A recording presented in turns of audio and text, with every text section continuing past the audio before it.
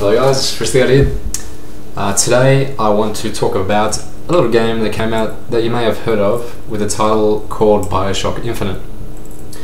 Now, just as a sort of precursor to this video review, I actually haven't finished this game, but I will say, obviously since I'm like towards the end, if you don't want to hear any spoilers, please turn off this review because this review will have spoilers from this point onwards.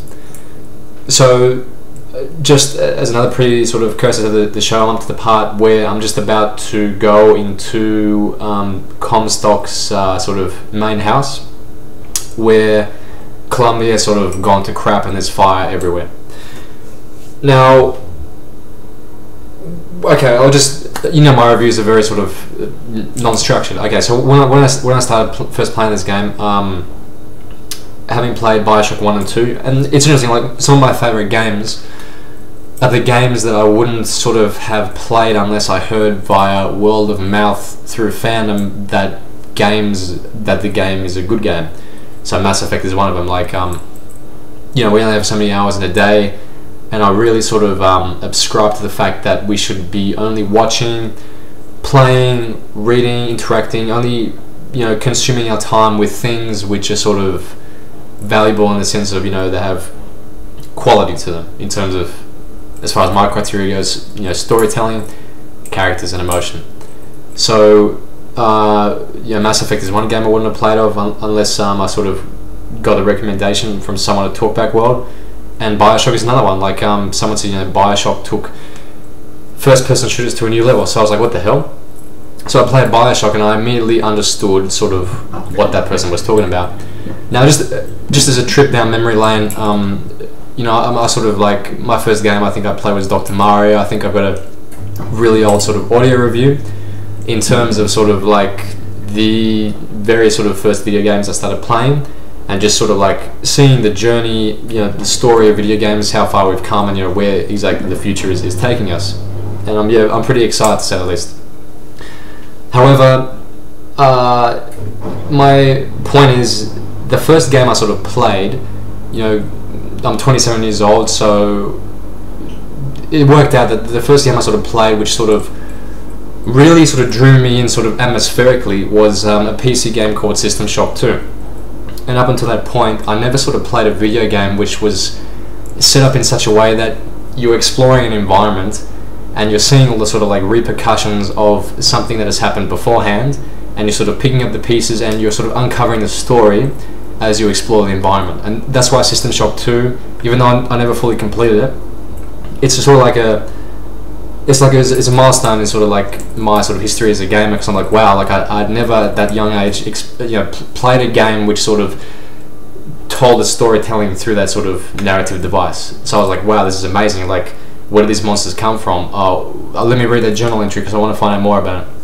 And of course, as we know, Bioshock 1, 2, and 3 in Infinite sort of all ascribe to this sort of way of storytelling that you're sort of exploring with the world and interacting with the world and sort of trying to, well, not trying to, but really like taking this world as much as you can. So the opening of Bioshock Infinite was great, as I expected. Like, I knew like there had to be some lift to get up there to Columbia. That was fantastic. It was like a storm. And the first opening sequence, as it should be, was very well done. Like, just like how beautiful it looks, how sort of like it really does look like paradise. But then, of course, soon enough, you learn that it's a racist society, and this was sort of, it hit me hard sort of early on. But then, like towards the latter other stages of the game, where you're sort of like going down to sort of the borough, sort of like the real like working class society, the way they set up their society in those in this sort of alternate universe, I was like, wow, this is sort of like really sort of confronting and disturbing to watch. And the thing that messed with my head is like, oh, let's go against Comstock and all this, let's fight back and stuff. And then later on, of course, when the Vox Populi sort of gained control again, it's like it flips it all on its side. It's like, okay, well, if we go the other way, that's not as good as what it was beforehand anyway. So then, there is two extremes. Like, one is definitely not better than another extreme. Like, it's all bad, right?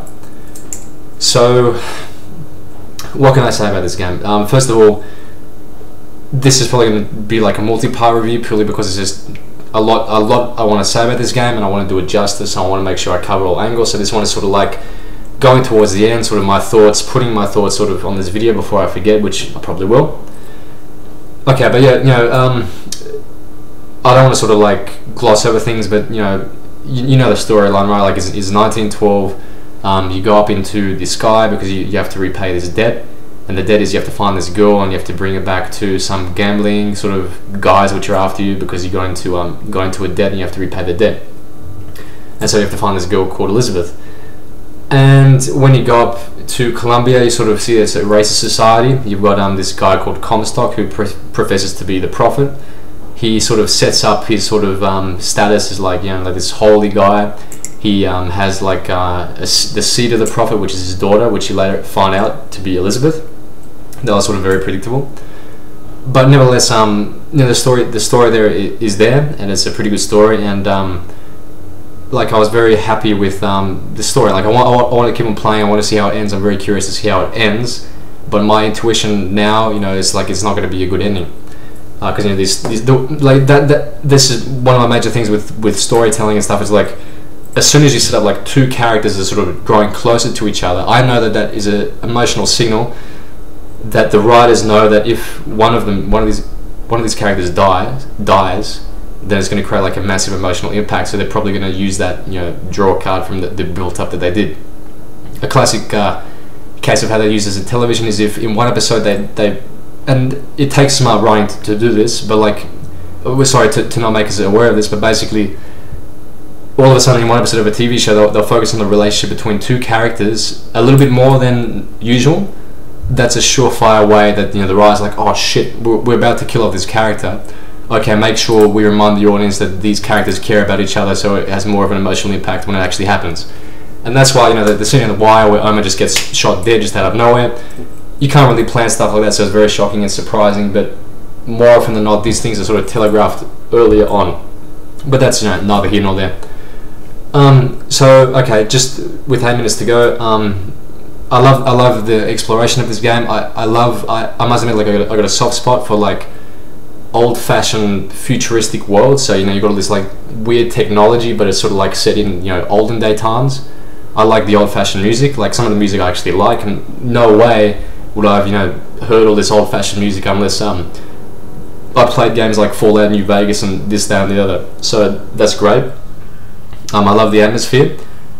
And I think there's many reviewers which describe games like this as like your Fallouts, your Bioshocks, like hauntingly beautiful. Like, it's a very bad world. Like, no way would you want to live in that world. But there's something like beautiful about it. Of course, I'm not talking about the racism or anything like that, but there's something attractive about it. And I'm not. Don't get me wrong. I'm not talking about the racial aspects. It's horrible, but just the visual aesthetics about it is sort of like a beautiful nightmare, I guess you could say. So, the gameplay. So I'm playing on easy, so naturally I'm progressing through this game very quickly, and that's because I sort of want to get immersed in it. I try not to sort of die, because when I don't die in a game, my immersion experience goes through the roof. So I like the game better because I'm sort of drawn into it, and it's like it's like in real life. No one you don't die in real life until you die, so it's like sort of puts me in the story more. But I did experience a couple of glitches. One time I was like sort of on a skyhook. I went down, and I went down through the roof, and then I died. I'm like, oh crap, this is my immersion experience gone. And another couple of glitches, although I was playing it at my parents' house through Easter, so I'm not sure if there's an update to Xbox Live or to this game or whatever, but basically trying to open locks with Elizabeth, and then Elizabeth is in combat mode even though there's no sort of combatants around. A couple of times, a couple of pre-scripted events don't get triggered, so I was waiting for this gondola to come down. I didn't know what to do, and that's because for some reason I killed like a couple of enemies earlier, and that sort of stuffed up the synchronicity of the game. So a couple of bugs in that regard. I guess the whole the using powers is awesome, but having played it from 1 and 2, it does feel like a lot of the same. So it does feel very much like Bioshock 1 and 2. Same heart but different wrapping paper sort of thing. But nevertheless, whoever made the decision, like, let's make this setup in the sky. That is fantastic. Like, I wouldn't have I wouldn't have thought about that, I guess, unless I brainstormed about it. But having, you know, this whole world sort of set up in the sky was a great idea, and the whole sort of like visual sort of direction, the way everything looks, the way the Big Daddies have been replaced by these what do you call them? Those huge guys with the hands and with like the metal hearts and stuff like that. Great.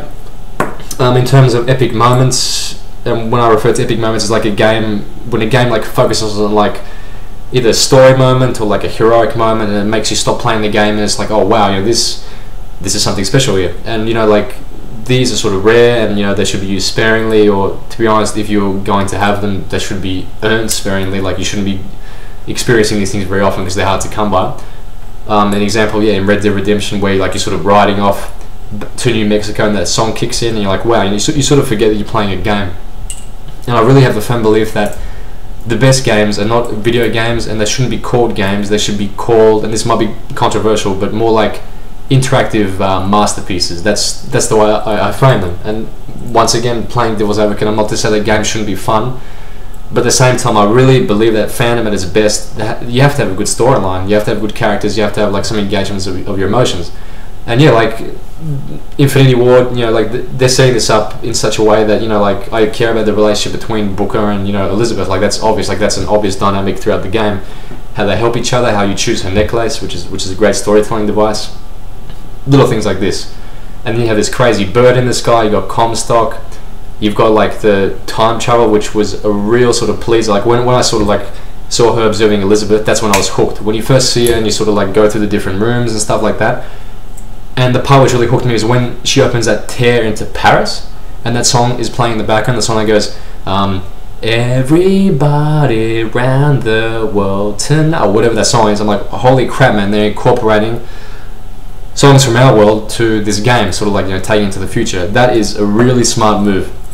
Like I said, anything from a piece of fandom which can sort of connect you to this reality here, in terms of like you thinking, oh, I'm like that person because X, or yeah, that situation reminds me of when this happened in my life, or I know what it feels to be like Y because that happened to me in situation Z, or in this case, oh yeah, I know that song because I heard it. Any one of these sort of connections which sort of connect you to the person that's playing the video game, watching the piece of fandom, reading the story of the book they're reading, that earns massive points in my book because it's something you can relate to. And I really think that you need to relate to something in games, either in you know, pieces of fandom, either directly or indirectly. Like I said, like if you got like a murderer, like obviously not going to relate to a murderer unless you are a murderer, in which case you should be in jail right now. But you understand my point here, right? Okay, so yeah, with 3 minutes to go, really happy with Bioshock Infinite. It's fun exploring. I love sort of all these sort of, oh yeah, that's another thing. And one thing I had to mention, like the voice acting here is great, and you can tell because like when someone is like really stressed or really angry, you can really hear it in their voice inflections. Or one sort of what do you call it, Vodafone, not Vodafone, like one of those recordings I picked up when she was saying, you know, to her husband who turned into one of those big machines or whatever, you know, she said like, I love you, I love you, I love you. Like I could hear it in their voice. So obviously the voice actors they're choosing, like they're really sort of pushing their emotion in those regards, which is fantastic. Kudos to that. Gameplay wise is very fun. Of course, using your powers, even though it is much of the same from Bioshock 1 and 2, I still think that there's nothing wrong with that. You know, if it ain't broke, don't fix it. But like I said, it has a different sort of wrapping paper with, you know, this storyline, which I'm very interested to see how it ends. And yeah, like some of these powers you get towards the end, like, you know, absorbing bullets, and like I think that's the last video you get, and you push them back towards the enemy, and you feel like, you know, you're in the Matrix or something like that. Fantastic. Apart from this couple of glitches and, you know, some gameplay elements being the same, and of course this whole time travel aspect, which I really didn't expect to see, and I can sort of see how they're going to sort of tie up ends here, unless I'm wrong. But I'm guessing somehow Booker in this alternate universe is dead, so it's going to have some sort of strange Donnie Darko type paradox thing going on here, especially when you're picking up your own recordings as Booker DeWitt. But nevertheless, with 1 minute, I'm not going to rush myself too much, because I will finish this game throughout the week and sort of gather my thoughts. But overall, this game is great. Oh, another magic moment before I forget is when you're in the bar and she goes, oh, I wish I could play the guitar. You pick up a guitar in a bar, and there's like a kid hiding underneath the stairwell, and she starts singing a song, and then she like hands like an orange to a kid, and like, you know, it's like a very quiet, very subdued moment. But I'm like, hell yeah, these are moments that I'm waiting for in video games. And like I said, I don't consider these moments or games that push towards or aspire to those sort of levels as games, because a game means, you know, like it's something to be discounted or not as serious. And I really think that the best games are interactive masterpieces or interactive movies, interactive storytelling, something that, you know, you can sort of, well, I guess this goes with sort of like all parts of fandom, like the parts of fandom or the movies you watch, the books you read, the video games you play. The best ones are the ones that when you stop playing, when you stop reading, when you stop watching them, they sort of stick in your mind sort of a little bit longer after you've stopped. And Bioshock Infinite is definitely doing that to me. Alright guys, I'll make up more reviews, part 2 and 3 coming later. Peace!